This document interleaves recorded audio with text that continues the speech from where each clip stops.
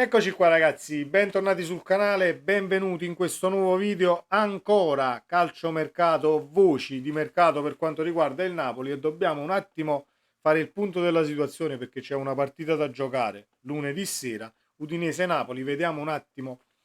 come sta appunto la squadra, cosa è successo in questa settimana e analizzeremo un colpo di mercato che potrebbe fare al caso del Napoli visto che non c'è nessun'asta con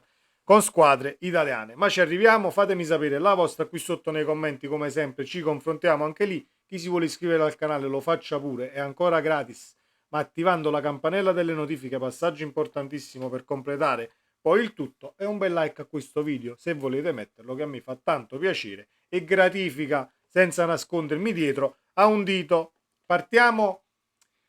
prima dall'Udinese Napoli o da questo pre-partita, anche se un tantino prematuro farlo di sabato, ma facciamo il punto della situazione per ciò che sta succedendo in squadra e poi andiamo ad analizzare questo possibile, diciamo, colpo di mercato che a me non dispiacerebbe, ma non credo sia poi la soluzione a tutto. Allora, Udinese-Napoli. Sappiamo che c'è stato in cambio in panchina per quanto riguarda l'Udinese, troveremo Cannavaro e non facciamo diventare poi Cannavaro l'ennesimo salvatore della patria, perché quest'anno siamo un po' come il fate bene ai fratelli. La lotta alla retrocessione l'abbiamo falsata noi, regalando punti comunque a tutti quanti.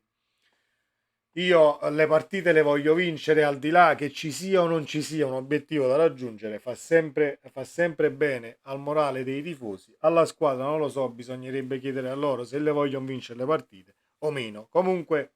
le probabili formazioni dovrebbero, eh, in casa Napoli, dovrebbe essere questa: Meretta, alla fine Di Lorenzo, Rachmani, Juan Jesus, e si dice che Mario Rui possa essere favorito su Olivera, ma vedremo, il ballottaggio è sempre quello. Caiust verrà confermato, a quanto leggiamo, al posto di Zielinski, che è infortunato e che credo non vedremo più fino alla fine dell'anno, che poi manca poco, manca poco meno di un mese alla fine di tutto. Caiusto, Lobotka, Anghissà, Politano favorito su un gong, Osimhen e Kvaratskhelia. Osimhen e Quara hanno svolto del personalizzato in settimana, non con la squadra, però c'era allarmismo per quanto riguarda la situazione infortuni, ma abbiamo letto che è stato un lavoro personalizzato fatto ad hoc per arrivare, diciamo, a livello di condizione tirati a lucido per la partita contro l'Udinese. Partita assolutamente da vincere, cari ragazzi, perché io vorrei farli questi 12 punti fino a fine stagione. Non so il Napoli se voglia farli o meno, ma chiudere la stagione a 62 sarebbe molto meglio anche a livello mentale, che non chiuderla sotto i 60 punti, che sarebbe veramente un fallimento totale. Lo è già un fallimento totale, però con 12 punti a 62 potresti giocarti qualche carta in base poi ai risultati che fanno le altre sopra di te, ma ci arriveremo e faremo un video con le ultime tre partite dopo questo turno di Serie A. Il colpo di mercato, si parla di Dovbik del Girona, attaccante 26enne, valore di mercato tra i 28 e i 30 milioni, piede sinistro, ottimo rigorista, 5 su 6 in questa stagione, 1,89 m, punta centrale, un bel bestione, diciamo, da mettere al centro dell'attacco. 31 presenze, 19 gol e 5 assist in Liga, 3 presenze, 2 assist con 0 gol in Coppa del Re e 2 presenze nelle qualificazioni di Champions di agosto con un gol su 2 partite, quindi è uno che a segnare segna, non è che si fa il problema di buttarla dentro. Un gol ogni 114 minuti è una media comunque di tutto rispetto. In nazionale maggiore 25 presenze con 8 reti, under 21 7 presenze, 2 reti, quindi i gol ci sono, tecnicamente sufficiente per il ruolo che deve, per il ruolo ovviamente che ha in campo. Opportunismo quanto basta, fisicamente ci siamo, il colpo di testa, diciamo, non è il punto di forza come lo potrebbe essere, come lo è, scusate, per Osimhen, ma è un calciatore, diciamo, che nel completo non mi dispiace. L'unica cosa che posso dire è che se togli Osimhen per puntare tutto su un calciatore del genere, allora puoi incappare nello stesso errore Kim Nathan per quanto riguarda forse la differenza di calciatore a livello tecnico e per ciò che ti può dare. Se il Napoli, ma credo che non succeda, se il Napoli prenda un Dovbyk di turno per sostituire un partente Simeone o un Raspadori che non credo venga messo sul mercato, ma per sostituire uno dei due attaccanti in panchina e poi prendi anche la punta per sostituire Osimhen, allora tanto di cappello, ma significherebbe che il Napoli andrebbe a spendere sugli 80 milioni per due attaccanti e non la vedo, diciamo, una soluzione che può essere sposata dalla società. L'unico neo a livello contrattuale per quanto riguarda Dovbyk, ho letto che praticamente il Girona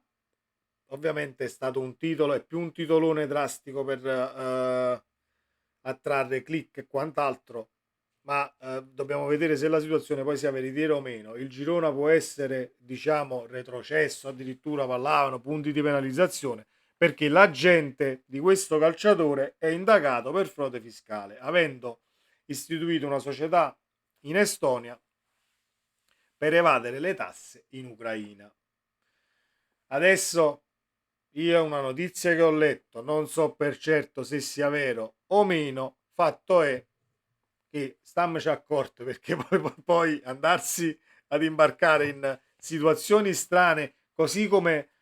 poteva essere, sarebbe potuta essere o è, perché ancora non lo sappiamo al 100%, la situazione di Osimhen, dove sei andato a contrattare con una società che doveva far quadrare i suoi di bilanci,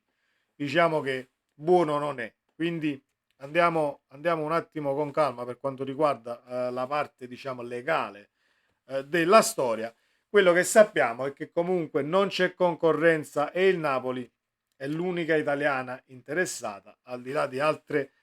squadre europee. Il Napoli non partecipa ad aste, non l'ha mai fatto e non si ci mette a, diciamo, a giocare al rialzo, lo voglio io, lo vuoi tu, lo prendi tu o lo prendo io. Però dobbiamo migliorare da questo punto di vista, perché altrimenti se tu vai a parare sempre su calciatori che non hanno concorrenti a livello di acquisti, diciamo che sei sempre costretto a prenderti non lo scarto, ma ciò che non viene preso dagli altri. Quindi vinciamola pure qualche asta perché dobbiamo crescere da questo punto di vista. 28-30 milioni.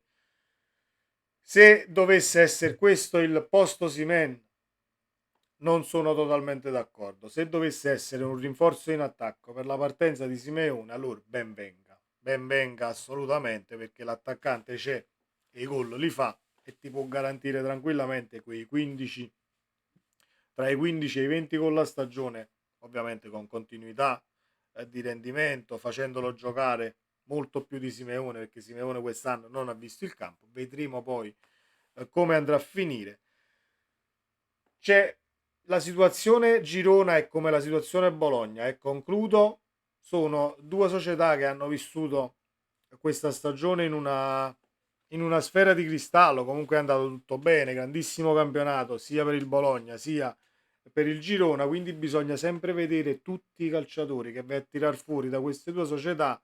se poi riescono ad avere lo stesso rendimento, perché non è solo metterli in campo, ma c'è l'allenatore, c'è una condizione psicofisica eccellente, ti va tutto bene,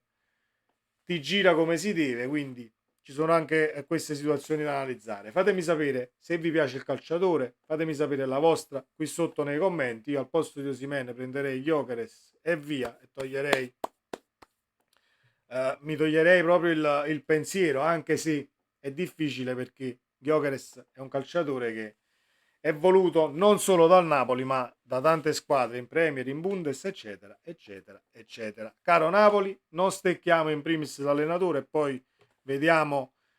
se diciamo questi colpi che stanno uscendo piacciono a chi arriverà e si siederà in banchina o meno. Buona giornata a tutti, sempre Forza Napoli, ciao!